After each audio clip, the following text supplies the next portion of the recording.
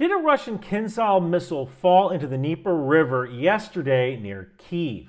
I got tagged on Twitter to try to identify an object falling into the Dnipro River. The original tweet said that it was a Kinzhal Russian ballistic missile. Other people said, no, it's a failed Ukraine Iris-T interceptor missile. So let's watch the video first. Yeah.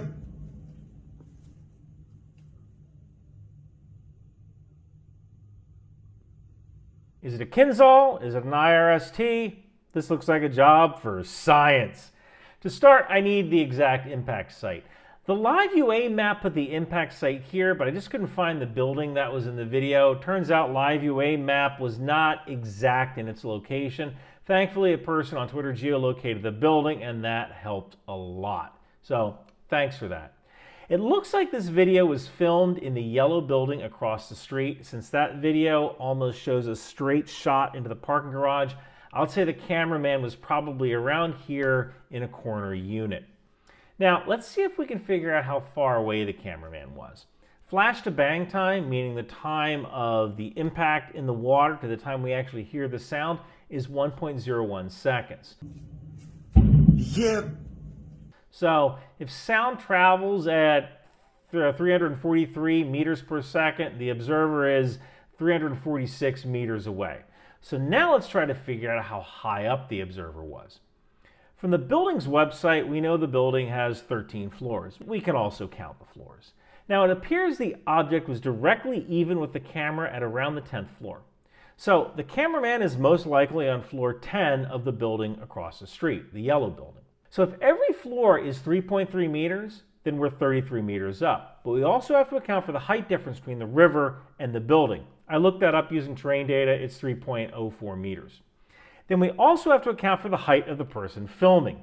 So if the average person is 176 centimeters tall, and there's a 16 centimeters difference between the top of the head and the eye where he's probably holding his phone, then we get a camera at 1.6 meters above the floor.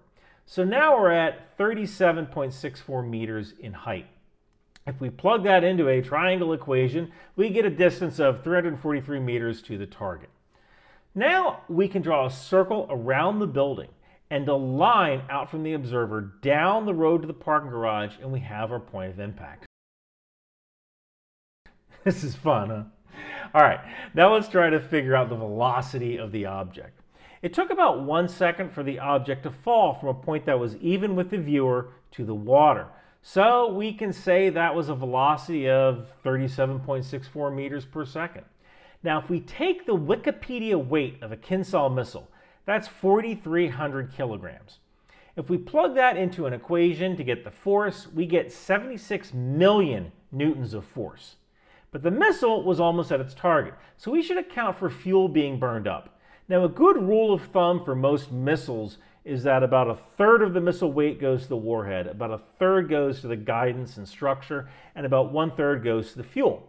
So if we assume that the missile was nearly out of fuel, like the missile was on its way to the target, it burned up all of its fuel, we get a weight of about 2,800 kilograms. Plug that in, we get 51 million newtons. Now let's do an Iris-T missile. That's 87.4 kilos. Plug that into the same equation, we're at 1.5 million newtons. In tons of water moved, that equates to 7,700 metric tons with a full Kinzhal missile, 5,100 metric tons with an empty Kinzhal missile, and 157 metric tons with an Iris-T missile. So let's see if we can figure out how high up the water went. Now, it looks like the water went up for about 3.04 seconds before falling. I know this isn't exactly vertical, but we're working with round numbers here. So if we plug these values into the kinematic equation for vertical motion, we get 57.98 meters. So that water went up almost 58 meters. Now, what can we compare that to? Well, let's watch this high diver screwing up a jump from 10 meters.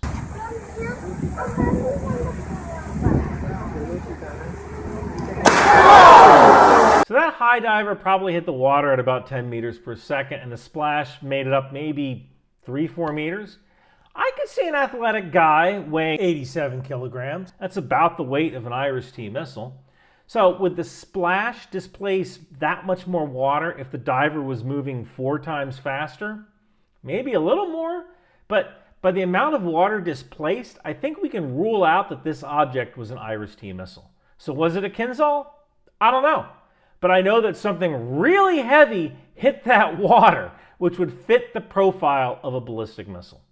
Hey, if you want to check my math, a PDF of my calculations is at ryanmcbeth.substack.com. You can get that absolutely for free. I got to catch a flight to Tampa tomorrow. I'm going to bed. In a world where fashion meets firepower, where style becomes strategy, it's time to gear up for the ultimate mission with Bunker Branding. Introducing the Rock Out With Your Chalk Out t-shirt, a tribute to the fearless air cavalry. Feel the adrenaline rush as you don the pride of the skies. For those of you who dare from the air, precision and power unite when you think outside the bomb. And don't miss our Live, Laugh, Launch t-shirts for Patriot and HIMARS, because sometimes defending freedom means bringing the thunder. Finally, for the true defender of the seas, we present Department of the Boat People. Sail with honor and show your allegiance to the world's mightiest maritime force. With these shirts, hoodies, and stickers, along with the tow missile, landmines, and drone warfare. These aren't just shirts, they're statements. They're your way of saying I stand for strength, unity, and style. Get yours at Bunker Branding today.